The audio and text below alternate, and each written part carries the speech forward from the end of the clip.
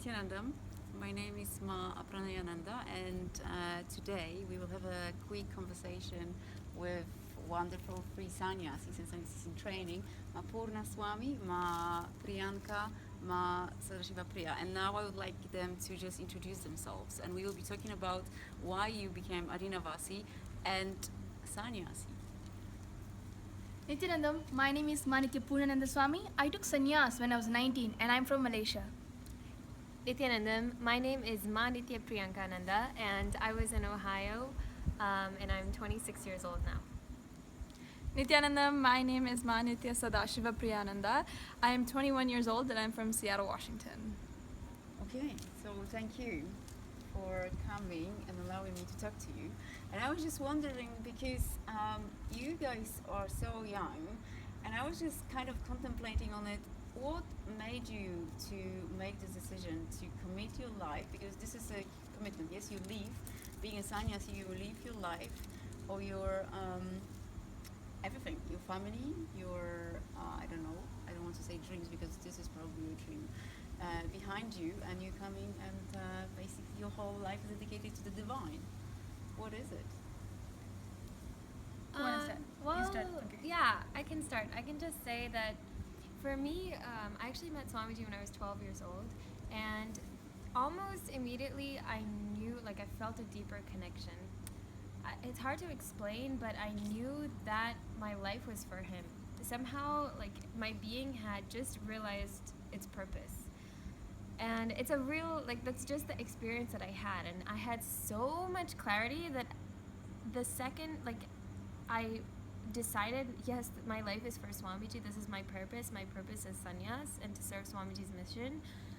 I didn't even care about my family anymore. I know it sounds kind of bad maybe, but the whole idea dropped. I knew that the whole universe was going to support me for this because this is why I took birth in this body. Okay. So, can you remind your age when everything happened? I was 12 when I first met Swamiji. Okay.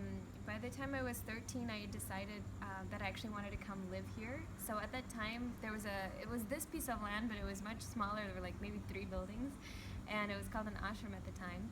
And when I asked Swamiji to come, he hadn't started the Gurukul yet. That's the Vedic schooling system. So he said, okay, he asked me to wait a year, and he set up the Gurukul, and so I was the first Gurukul kid to start here when I was 14. Thank you.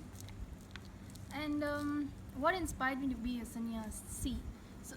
What inspired me to be a sannyasi? So, see, like you said, in fact, what you said is basically what the world thinks, that we left our family, we left our what could have been our best future. What I realized is, at that time I only had a family of 5, my parents and then 3 of us as siblings.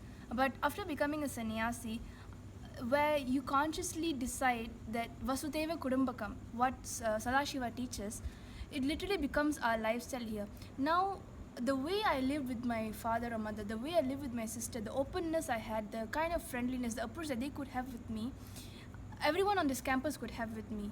So I could never be in that space that, oh, you are from somewhere, I'm from somewhere, I have to have this kind of diplomacy with you. No, you are like my sister, everyone is like my sister, and those of our brahmacharis and sannyasis are like my brothers.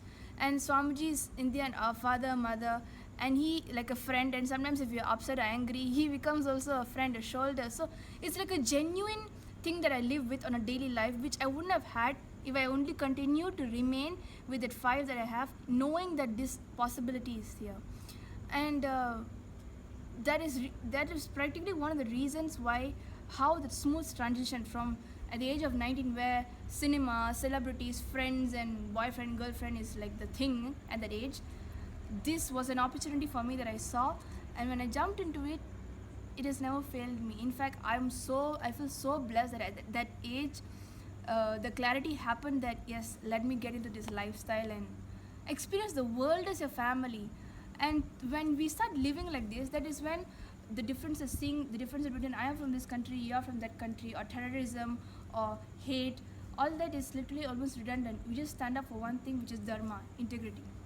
Yeah. That's great. Thank you. And Ma Sadashivapriyananda, I don't know what to say, because I've heard that, you have an amazing talent. And you could be one of the most renowned authors in the world, and then you decide to basically commit your life to a guru, to Swamiji, and you leave everything behind. Yeah, I think one of the things was with like being in college when I was in the United States. There was a lot. I was a very ambitious person. I definitely had wanted to do everything in the world, and I wanted to conquer the world. That was that was what I wanted to do. Through writing, through dance, in all these different ways. And I realized actually Swamiji, coming here doesn't mean throwing away those dreams or renouncing those dreams or anything. That actually means amplifying those dreams to a way that actually helps people more. It helps people more, and it helps me grow and transform more.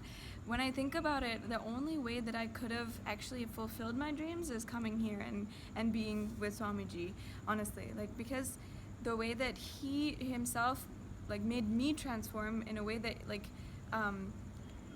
makes me see my own blind spots that would have denied me my goals and my dreams in my Purvashram life, now are becoming completely redundant. And now I'm saying, oh, only this way, only with Swamiji can I actually achieve who I want to be. So it's actually one of the greatest things, and I know that I had the biggest dreams ever, to run basically run the world. I was very ambitious and very young and dumb, I guess. And then now Swamiji has definitely brought a maturity to my cognition about people, about how things work, what responsibility is, and how to relate with people. Because I definitely can say even though I was on the outside, I was with all these dreams and everything, I was so much attached to this depression, this complete identity of being depressed, of being oh, something bad has happened to me, or something that something I can't control has happened to me. These kinds of ideas were made into my identity, and in the end painful for me, physically painful for me. And only now I'm realizing that Swamiji is actually healing me of all of those identities and making me and helping me grow beyond that. It's probably one of the greatest blessings. Okay, thank you. It's amazing. I mean, I'm still, although you shared with me and I knew kind of something about you guys, I'm impressed, because my journey started when I was in my 30s, and I met Swamiji just 1.5 years ago. So, but tell me, really, there's no kind of a desire, I don't know, a relationship, because people are thinking, I can just think what they are thinking, but I would imagine that the majority of the population will be, okay, are you not thinking about a relationship? You are so young. Are you not thinking, okay, tonight I will go with friends for dinner, or to a cinema, to a theater, because there is something really new and, I don't know, groundbreaking? Yeah. Ironically, one of the most asked questions I always get from random people who come to the ashram, or even my relatives, is, do you ever want to just go outside and have some fun? And I was do you think we're trapped here and helpless children? Please give me food. No, it's nothing like that. I think here, I think what the kind of environment and what Hinduism is naturally is the biggest celebration that there is ever. And I can say from the way that we dance during kirtan, and when Brahmotsav season comes around, it's there's not a night, and when Aye happens, there's not a night that goes by that you're not dancing, and you're not dancing in front of Sadashiva himself, and completely in bliss. And the best part is there's no repercussions. There's no oh, next morning I'm gonna be completely hungover, or there's no relationship issues where someone did something bad, or anything like that. It's always just come out of complete joy. So it's definitely something that we always we are celebrating here. We're not we're not, of course we're not being forced here. We're not it's that's the kind of ideas about sannyas that unfortunately like many invaders and over the years, and people on the outside have like kind of ridiculed and also brought sannyas and sadhu, like being a sadhu, being a sannyasi down to this like beggar mentality, which is definitely not what it is. I feel like we here are like completely like living royally in like this kingdom. Yeah. Like even if we go out like for some work out of this campus, it'll be like always, when am I coming back? When am I going to get back? When am I going? Why is it taking so much time? That's one thing, and so that really answers your question of do we feel like going out and having fun? It's like when I go out, I'm like, when can I come back and have fun? And just before coming to film, she's like, come, let's go for the party. What party? Filming for this video. This is our entertainment. This is our joy. We're just 24/7 excited. And that outsiders, they don't get. They look like during their work time, they'll be like full of just boredom, tired, flat, dead. And right after 7 o'clock, which bar do I hit? Which party do I go to? That's not entertainment. That's not at all entertainment. It's just like an escapism. And then you fill yourself up and then you go hungover and then what? Paracetamol. That's the answer about that. And as relationships, see, there is no...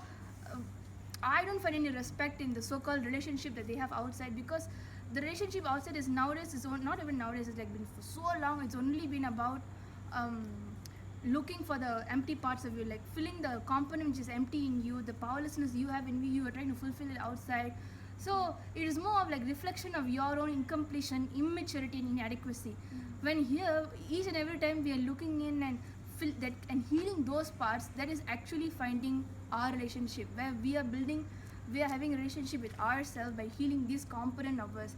But outside, you have to constantly go between the oscillation of, oh, this guy didn't smile at me, he looked at somebody else, so I'm going to go into depression for the next 3 days.